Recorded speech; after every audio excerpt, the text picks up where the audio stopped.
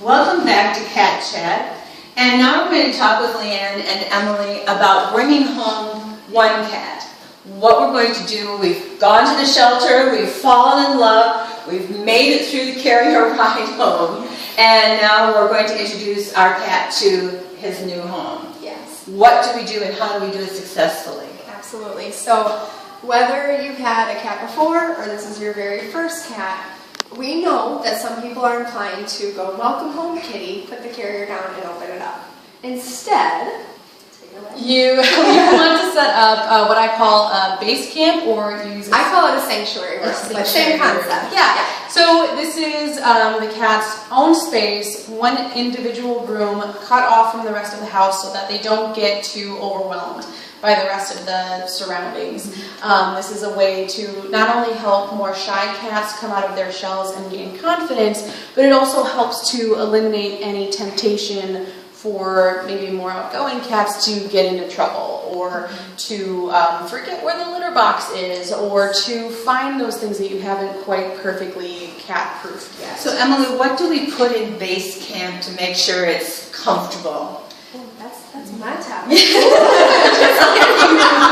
I mean, Leann, what do we put in base camp? And base camp can be a spacious back room, it can be an office, it can even be a bedroom. So it really doesn't matter what room it is, but it's one consistent location. Okay. So their litter box, of course, should be in there. They need a toilet in that space. And food and water, but that should be located away. So like the opposite side of the room. Food and water is separate from the toilet, just like it is for us as well. You would hope. Yeah. Toys, excuse me, toys should be in there for the kitty, solo toys. A perch, maybe a bed or a blanket, someplace soft for them to lay.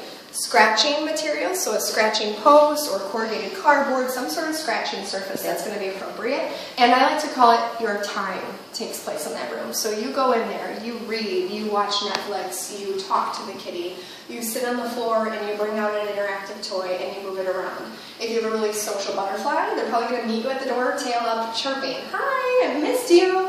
If it's a shy kitty, they might be under the bed.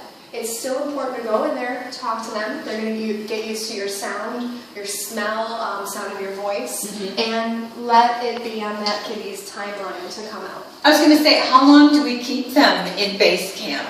Is there like a good question? And it really also is it a lockdown? No, I mean, it's supposed to be their safe space. So, and it really does depend on the individual cat. If it's a super outgoing cat that's scratching at the door and just itching to get out, it'll probably be less time. We typically recommend 1 to 2 weeks. If you have a really, really shy, shut down cat who is still overwhelmed, give them more time. Let them set the time. Yep. Okay. That's it. Great. Yeah. Well, thank you so much. I'm sure a lot more kitties are going to be off to great starts going home. Good.